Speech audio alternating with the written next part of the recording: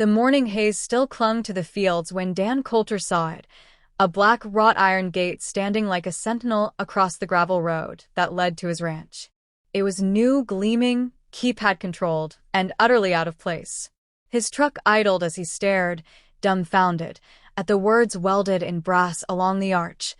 Oakhaven Estates, private access.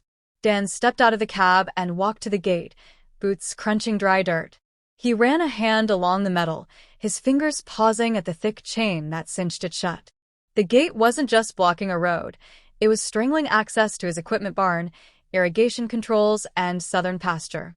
This wasn't a minor inconvenience. It was sabotage. He took a slow breath.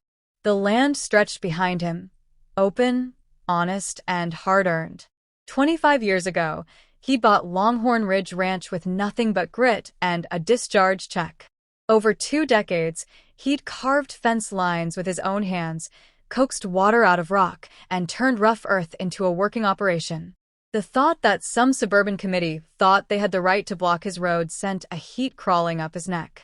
Dan drove the long way around, 10 miles of dust-choked county road, to the main entrance of Oakhaven Estates, the upscale development that had crept up over the last few years like a vine over old brick. Rows of matching homes line the street, each perfectly manicured, painfully sterile. He parked in front of the largest one, a peach-colored faux colonial with double balconies and a miniature flag that read, HOA Proud. Before he could knock, the door opened. Dan Coulter, said the woman standing in the doorway. Her smile was polite, but her eyes were cold. Cheryl, Dan said flatly. What the hell is that thing doing across my road?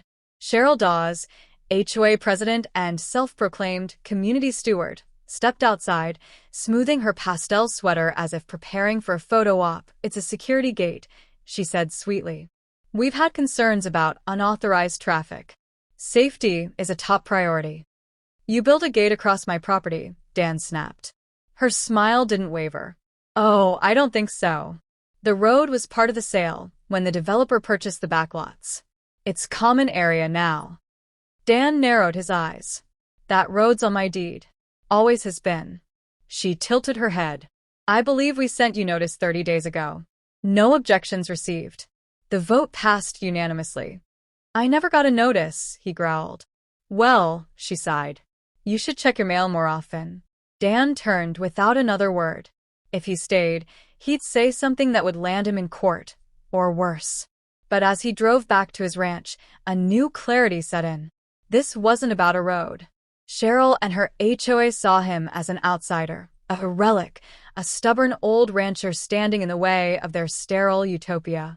To them, Longhorn Ridge was an eyesore, too loud, too rugged, too real.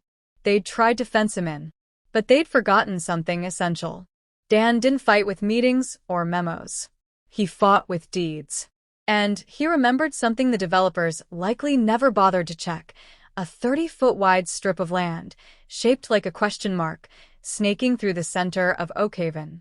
A quiet little corridor that no one had paid attention to in years. A corridor that belonged to him. Back at the ranch, Dan poured himself a glass of iced tea and dug through the fireproof lockbox in his study. The deed was there, yellowed and thick. He flipped through the pages, heart steady, eyes scanning for the clause he remembered.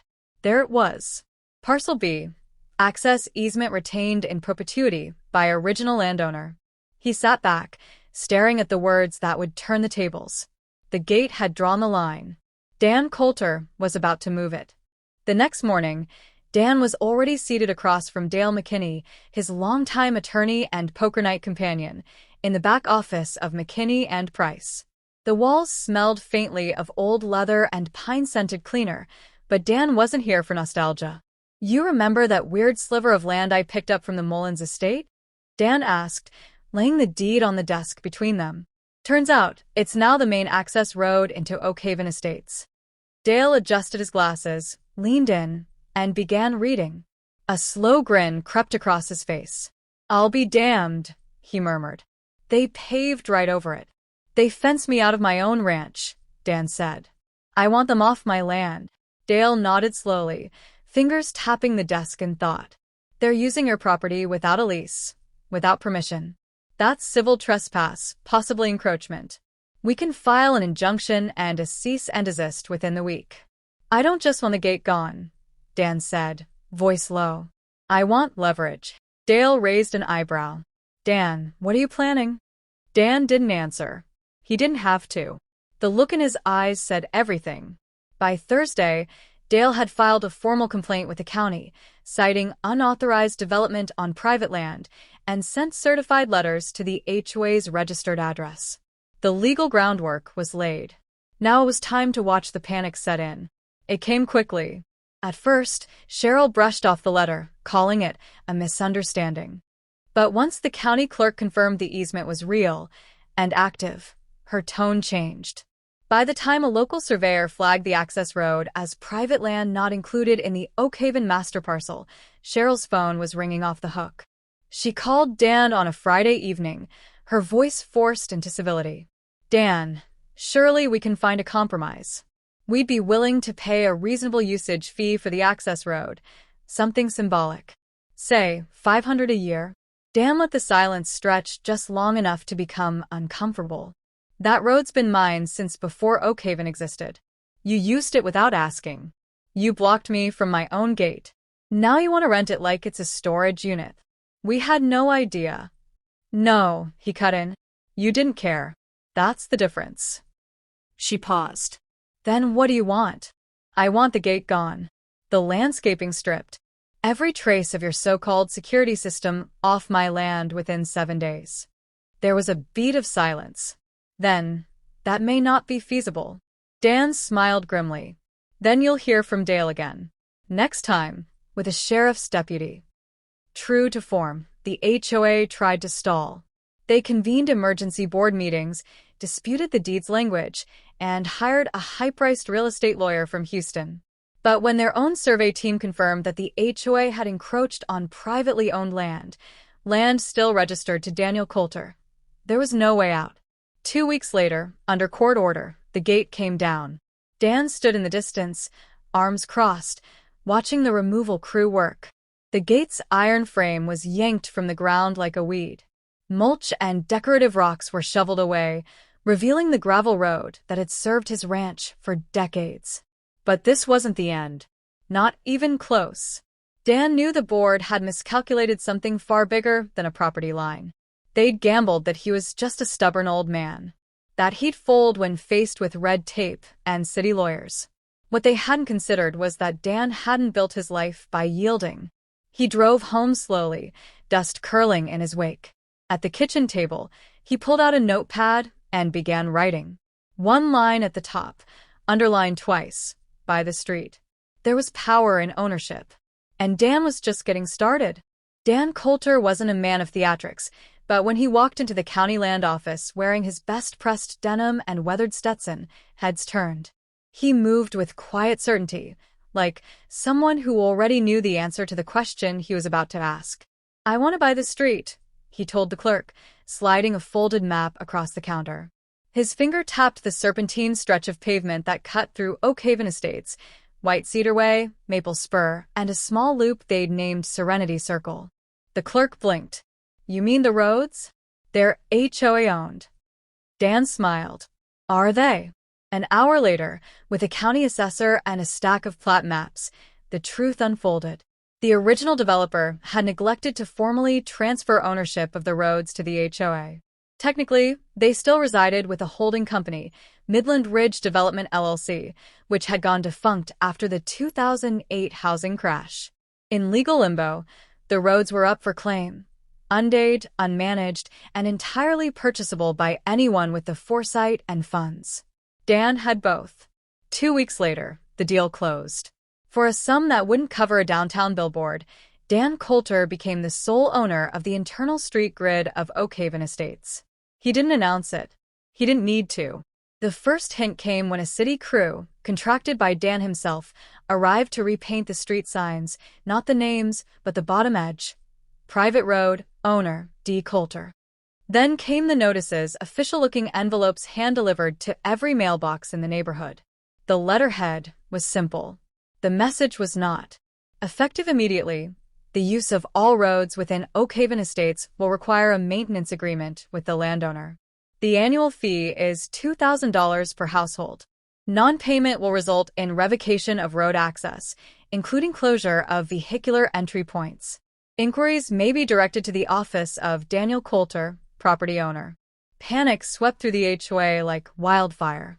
Emergency meetings were held on driveways. Group chats exploded. Cheryl Dawes called 4 times in one afternoon before Dan finally answered.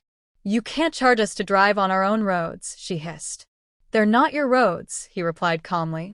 "They're mine. You should have done your homework." "This is extortion." "No. "This is business." She sputtered. "We'll sue." Dan's voice dropped an octave.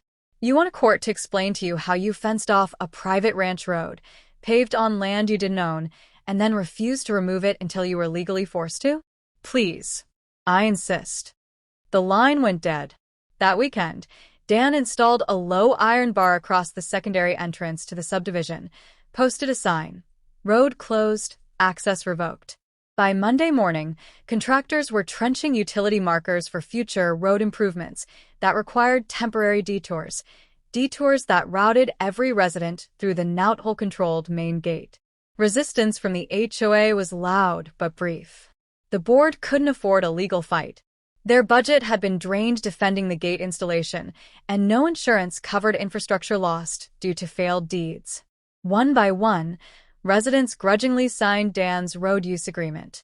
Most paid the new fee in silence. A few left angry comments on social media. One family quietly sold their home and moved to a gated community across town. Dan didn't gloat. He didn't need to. He just waited until every check cleared. Then he tripled the HOA's internal use fee. When Cheryl called again, it was no longer with righteous fury. It was desperation. "You'll bankrupt us," she said. "We'll have to dissolve the HOA." Dan was quiet a moment.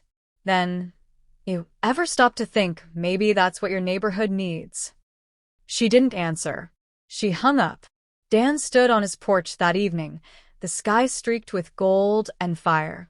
The road below was quiet. No cars. No kids. Just wind moving through prairie grass. He sipped his coffee and allowed himself a moment of satisfaction, not because he'd won, but because he'd reminded a place like Oakhaven that land wasn't just dirt beneath vinyl siding. It was history, ownership, legacy, and they'd forgotten that. Tomorrow, he'd take the next step. He wasn't just going to own the road. He was going to reshape the entire block. By the start of spring, Oakhaven Estates no longer resembled the manicured brochure community Cheryl Dawes had once boasted about in board meetings. The hanging baskets had wilted. The decorative hedges bordering the cul-de-sacs were overgrown. The HOA's gardening contracts had been canceled to cover Dan's tripled road use fees, and no new money was coming in. Several residents had defaulted on their dues altogether.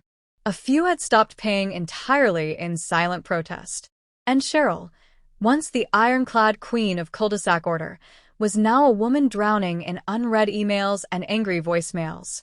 Dan watched it all unfold with a cool detachment, but he hadn't finished what he started.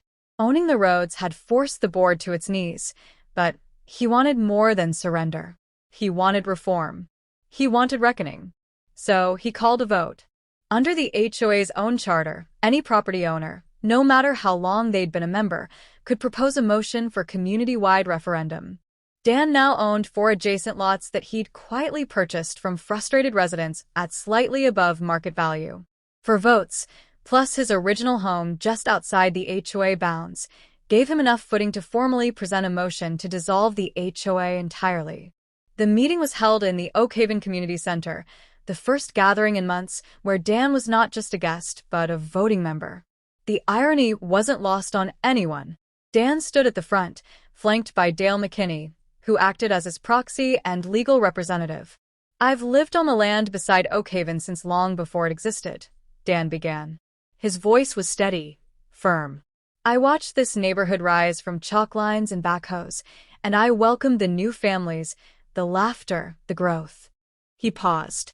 "And then I watched this HOA, the board, the rules, the overreach, turn neighbor against neighbor. I watched you lock a gate on a road you didn't own. I watched you threaten veterans over flag sizes and single mothers over mailbox colors. Murmurs rippled through the crowd.